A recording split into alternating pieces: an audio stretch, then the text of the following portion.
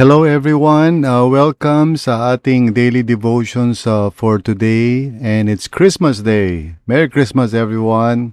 Purihin ang Panginoon. Today is the day that we celebrate, no, all over the world, the birth of our Savior, our Lord Jesus Christ. Purihin ang ating Panginoon. At today, ang title po ng ating devotions ay Willing Obedience, Not Perfect Strength. So ating basahin ng Luke chapter 2 verses 15 to 18. When the angels had left them and gone into heaven, the shepherds said to one another, "Let's go to Bethlehem and see this thing that has happened, which the Lord has told us about." So they hurried off and found Mary and Joseph and the baby, who was lying in the manger. When they had seen him, they spread the word concerning what had been told them about this child. And all who heard it were amazed at what the shepherds said to them. But Mary treasured up all these things and pondered them in her heart. The shepherds returned, glorifying and praising God for all the things they had heard and seen, which were just as they had been told. Praise God. So tayo po ay manalangin. Lord, thank you for today. All over the world, we are celebrating the birth of our Savior, your Son, our Lord Jesus Christ. Thank you for sending Him to us, O Lord, to save us. Maraming salamat po for your grace, that through our Lord Jesus Christ, we can be reconciled with you, Lord, and be part of your family forever. Maraming salamat po, Panginoon, sa grace mo sa aming lahat. And truly, si Jesus lang ang tanging Panginoon at tagapagligtas na nais naming i-celebrate today. Once more, O Lord, we pray for guidance as we meditate on your word. Tulungan niyo nga po kami ngayong Christmas Day to have a clear understanding of your word dito sa aming daily devotions. Maraming salamat muli for the opportunity. And we trust in you, Lord. We ask for your guidance once more. In Jesus' name, amen and amen. So yes, Merry Christmas sa inyong lahat. Praise God. I hope na you have the opportunity to really be with your loved ones, to celebrate the Lord's birth. And I pray for each family na nakikinig dito sa ating podcast. May you just be blessed, more and more, especially in your relationship with the Lord Jesus. I pray na mas lalo pang maging close ang bawat isa sa inyo sa ating Panginoong Jesus. Yan ang dalangin ko ngayong Christmas Day. So, let's read our explanation for our devotions. The shepherds responded immediately to the angelic message. They did not analyze their qualifications or worry about how others would perceive them. They simply went, saw, and spoke. God entrusted the first witnesses of the Messiah to ordinary men whose only qualification was obedience. Their testimony amazed those who heard it. Thank you, Lord. So napakagandang encouragement to sa bawat isa sa atin, that God can truly use us in spite of our weaknesses.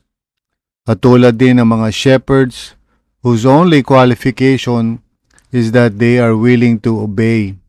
They're willing to trust God for His Word.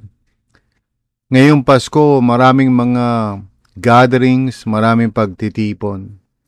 And I pray na magkaroon tayo ng mga opportunities, if ever, na may share ang faith natin sa mga tao na makakahalubilo natin. Pray to the Lord that God will give you an open door. And don't worry kung, magaling ka ba sa theology or sa Bible. That is not really important. You can just tell others about what the Lord Jesus has done in your life, no? You can start with just telling people, if ever they're interested, kung ano ka nung araw, and then how you came to know the Lord Jesus. at ano na nangyari since then. Ganun lang kasimple ang outline ng testimony, no? Uh, if you are interested to know more, I have, you know, placed a more lengthier explanation about how to share your testimony. You can find it in our app, in Church Center app, and I placed it on the page called Engage. So you just go to engage.rlcc.ph and you will find a more in-depth explanation about sharing your testimony. But for now, let me just encourage each and every one of you. Kung sakaling magkaroon kayo ng mga opportunity, mga open door, maybe somebody might ask you, I heard born again ka, no? What's the difference anyway from being born again to being Catholic, for example, or whatever religion, no? You will have opportunities like that. And I hope na lahat tayo magkaroon ng ganong opportunity. If ever, kung wala man, walang magtanong, just be sensitive to the guidance of the Lord. Maybe somebody might ask you to pray for the food. Siguro, some relatives might ask you to pray for whatever, okay? Take that opportunity. Alam nyo, when you pray and you include the gospel sa prayer nyo, hindi naman yung masyadong mahaba. Siguro just a simple prayer like, Lord, I thank you for this food. Thank you that Jesus Christ came to save us. And through faith in Him, our lives can be transformed. Something like that. Hindi ka na kailangan masyadong maboka o maraming sasabihin. And even when we are talking with people, no, share lang natin kung anong ginagawa ng Panginoon sa buhay natin. It can be as simple as, last week, may napakinggan akong mensahe, sa church, and that really encouraged me. Would you like to know kung ano yung mensahe na yon? And then just share, di ba? So sa madaling salita, just like the shepherds who were used by God, in spite of the fact na wala naman silang husay o galing, hindi naman sila mga matatalinong tao, pero in their simplicity, they obeyed the Lord. In their honesty, they just went, And when they saw the baby Jesus and confirmed na lahat ng sinabi ng angel sa kanila ay totoo, so they were encouraged to just share the word, to people. Wala silang pakialam kung ano ba iisipin ng mga tao. At ganun din tayo dapat. Hindi tayo dapat masyadong maging concerned kung ano ang sasabihin ni ganito o na ganyan. Huwag tayong masyadong anxious na kailangan tama yung sasabihin ko. Paano ba yun? Sometimes we are so afraid because we are always focused on what people would think or say.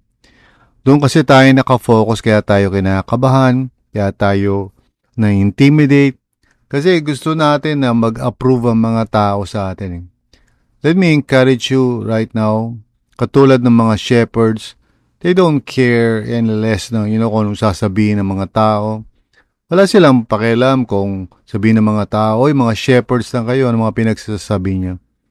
They just went ahead and talked and shared, talked and shared the word of God sa mga tao, the good news. Because they know kung anong mangyayari. Just like ang nangyari sa kanila, they were filled with joy. So iniisip nila, I'd like to share this joy with others. Diba? So, wag na po natin pag-focusan ng ating energy o sa isip natin, ano kaya sasabihin ng mga tao, magugustuhan kaya nila ako, would they approve sa aking mga sasabihin. Don't worry about the outcomes. Don't worry about the results. Trust God.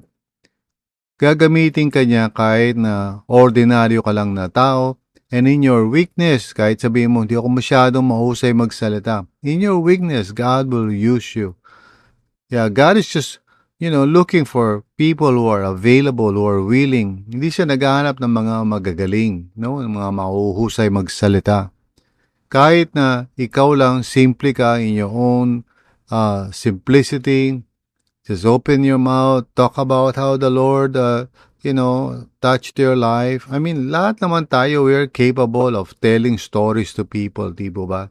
I'm sure of that. Pag may nangyari sa'yo, you just tell others, ganito nangyari sa akin. For example, maring na-aksidente ka or meron ka nabiling magandang gadget, you just tell people about it as normal as that, as simple as that, di ba? O may nakita akong restaurant, ang sarap ng pagkain, ganito, ganyan. So we can always tell stories. So kaya lang tayo nahihirapan mag-share is that we overcomplicate things. And we're always parang so eager to please people. Kung bitawan lang po natin yon, yung need na yon to be approved, yung need natin to be applauded, yung need natin ay mga tao would like us, if we just let go of that and offer it to the Lord, no? And if we are just willing to be honest kung ano na ang ginagawa ng Panginoon sa buhay mo, regardless kung simple lang yan, you'll never know kung paano gagamitin ni Lord yan. And just like the shepherds, they just shared, what they saw. Mary just pondered in her heart the whole thing, She was really touched by what the shepherds were saying. So, alam niyo, wag natin i-overcorrect o over-spiritualize yung mga sarili natin. Wag natin i-overthink yung situation. Let's just be true and honest and humble. God will use us if we are available. Remember that. Amen? So as a personal application, you do not need to feel fully prepared before responding to God. Obedience often comes before confidence. Wow, diba? Obedience comes before confidence. When you act on what God has revealed, He works through your willingness, not your strength, not any qualifications you think you need to have.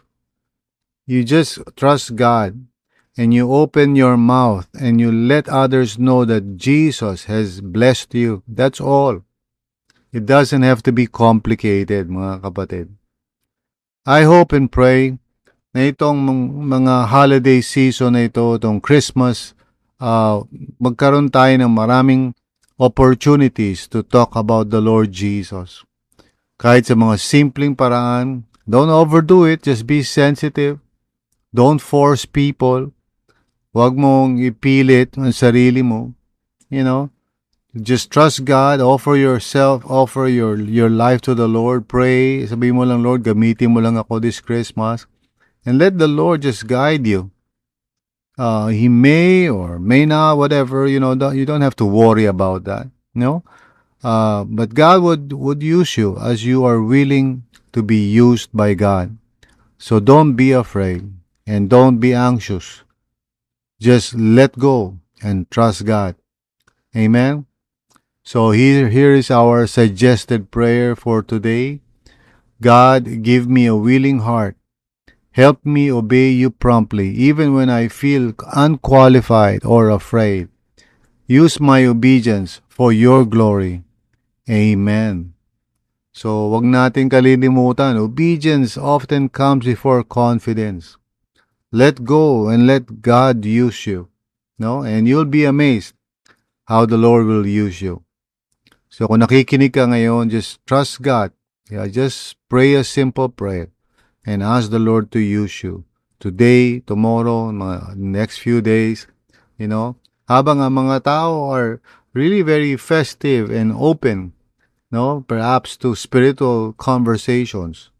Let's take advantage of that, Pag-pray mo yan, and God will honor your prayer.